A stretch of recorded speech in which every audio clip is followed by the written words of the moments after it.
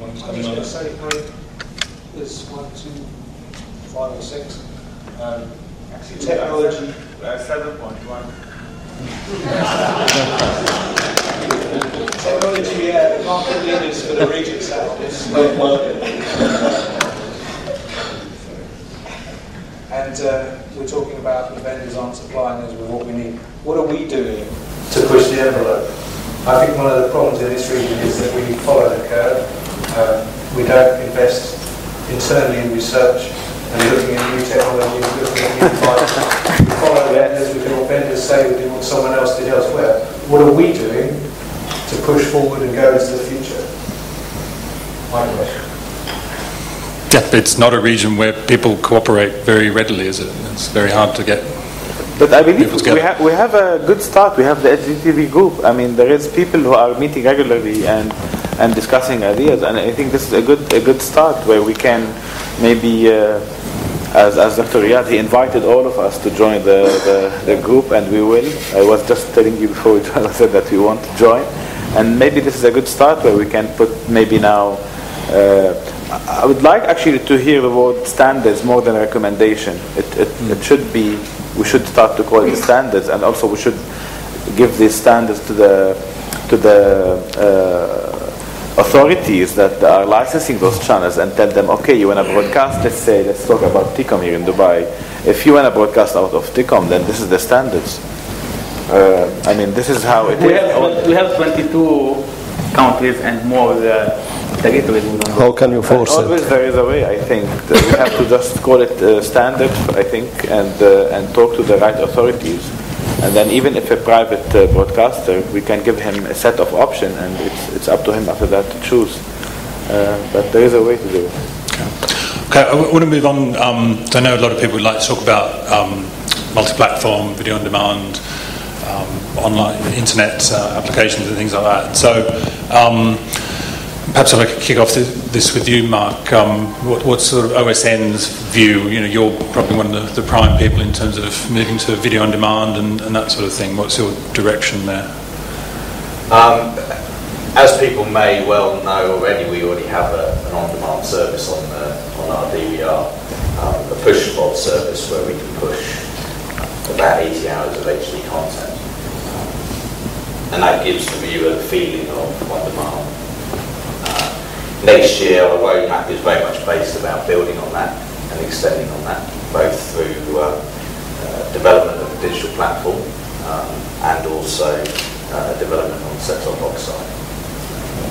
We feel it's an essential part of giving the customer the choice of watching the premium content they want, when they want, and even where they want.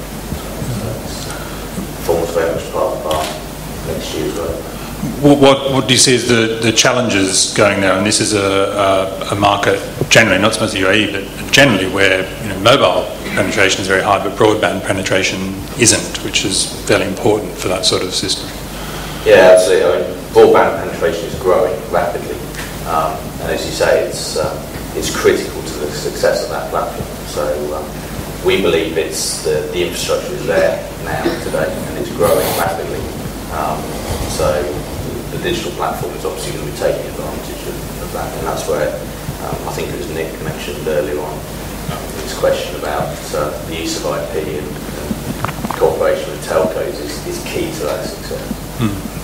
NBC, is this something that is appealing to a basic free-to-air broadcaster? We've actually got our online platform, Shahid.net, which was extremely successful for us during Ramadan.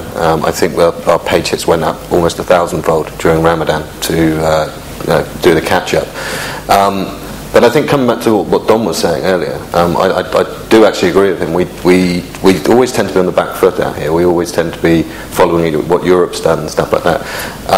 Shahid for us is a fantastic service. It allows our customers to catch up with our premium Arabic content.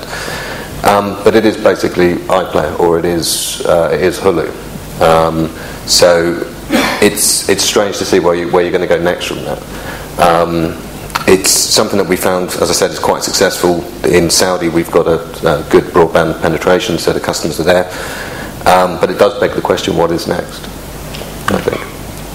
And something I'd like to hear of Dom Yeah, for that one. sure. But then I think that's where I tend to get annoyed when we start talking about SDHD, 3G, 3D as formats. If you take mobile, iPad and all of those things, website into the equation, we're not talking about formats anymore, we're talking about different types of content. You asked earlier about, is it easier to a greenfield site? Of course it is. And it's specifically for this, the way we're doing with Sky, you heard from Ben earlier, I don't know if you told you much about it. We don't think about formats, we don't think about HDS or whatever, we have content. We don't care if it's coming from an iPhone, we don't care if it's coming, we'd like it to come professionally. From a professional camera, we get it over the internet, we get it from MPLS lines, we get it off SAT, we're going to get it from people at home. You'll be able to see it on your iPad, you'll be able to see it on your mobile, you'll be able to see it on the web. We're fortunate because obviously Sky in the UK has done a lot of this already. But the philosophy of Sky News Arabia, which is different from Sky News, is we're building the whole place around content is coming in from many of these sources, and content is going out in multiple ways. We don't think about that's for television, that's for online, that's for there. We're trying to make content available in whatever format, whatever system that it's going to be used in. What's next? I think Dr. Riyad, you want to... just one point maybe I would like to comment on. It is also related to all of this, and it is not a technical issue. It's the content regulation.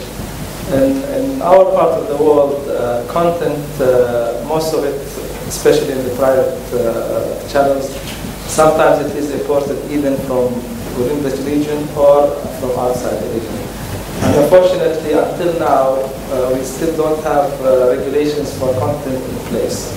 And by that, I mean that are we addressing the right audience with the right type of content? Are we taking care of the children? Are we taking care of that, let's say, mature audience content is only shown at night, at late night? This type of things, although it is maybe followed a little bit, but sometimes or most of the time it's not taken care of. And I think maybe we need to look at this from this is like dictated or decided by the broadcasters themselves. And unfortunately, I see, especially with film channels, that because they want to repeat the same movie over a certain period, and then they show it during the night and during the day, and sometimes it is content that is not used for, it's not suitable for young children or even adolescents and so on. So I think we need, in Saudi Arabia, we try to start to introduce some of these regulations, but since some of the channels are coming from transport, then it is not always easy to apply those codes. And these codes, they are applied in quite everywhere, in Europe, in the US, and everywhere. But in our part of the world, they are not applied, and we should take good care of that. What about from and again from a technical point of view? I guess we've got video on demand, but then now we're looking at OTT, we're looking at applications and that sort of thing. I think as on DMI have brought in some applications around some of your content and that sort of thing. How has it affected the? And I think what Dominic was saying is, it's not a technology issue; it's a workflow issue. Yeah. So how have you addressed it? It's all about the viewer or the user experience. The trend is changing really the way watching TV, and there is no doubt that the big screen still the screen that people go when they want to be entertained. They go and watch TV on the big screen. Now, we cannot ignore all the trend of change, all the smart TV and the pads and the mobiles, especially when we discover the amount of production and sales and distribution of this gadgets and tools.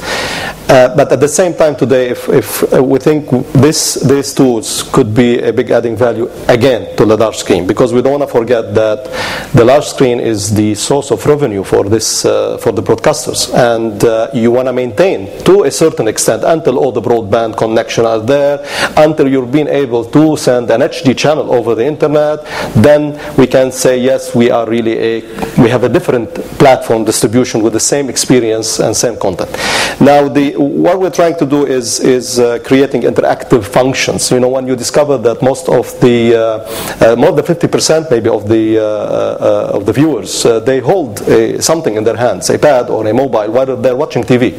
So if we're able to use these tools to bring them back to the screen through interactive programs, through interactive questions, to things that entertain them again, I think we can maintain also that experience. On top of, yes, we have the largest online video on demand content for all our content, catch-up TV. During Ramadan, yes, it reached VOD because they want to carry on watching the programs. But again, the people are really, when you go to your home and in your living room, you really want to sit, relax, and watch TV. From a technology point of view, do you think that the asset management systems that we have or that are available are capable of, are they behind? Are they lagging behind what we want to do with the content? During the last few years, we're struggling with everybody. You know, you're producing a content that you need to make it available on all this platform and even the future platform. Every day there is a new technology, there is IPTV, there is OTT today. You cannot just repeat producing and adapting. You want to make sure you're putting the content and the metadata in one place and just select current and future platforms. That's nobody is able. Everybody can do partial. Maybe few ideas about using the archive and content management to make it available and make it searchable, but I don't think no one has reached really the level that to give the market the need of on demand really. General nodding there, technology part back to your question, I haven't seen yet a content management system which is mainly for the web, or the CMS, which are used to deliver web content, well integrated with, let's call media asset management system used in the broadcast chain. I haven't seen one system yet that can do both. Now we're delivering the broadcast production and broadcasting through media asset management systems and CMS systems, which are IT web applications for the delivery of web-based content. So I haven't seen technically systems who can deliver both at the same time. Okay. I'm going to leave a bit of time for questions, but one more issue that I know is going to be addressed in greater depth after lunch, but cloud. Just the cloud. Where do you see that going from a technology? Is it for content? Is it for technology? I mean, I know some people are bringing it out with graphic systems and computing. Is it for something that you see happening for content storage more than technology applications? Just a quick sort of along the line where you see what the potential of the cloud is. There is lots of, I believe there is lots of potentials.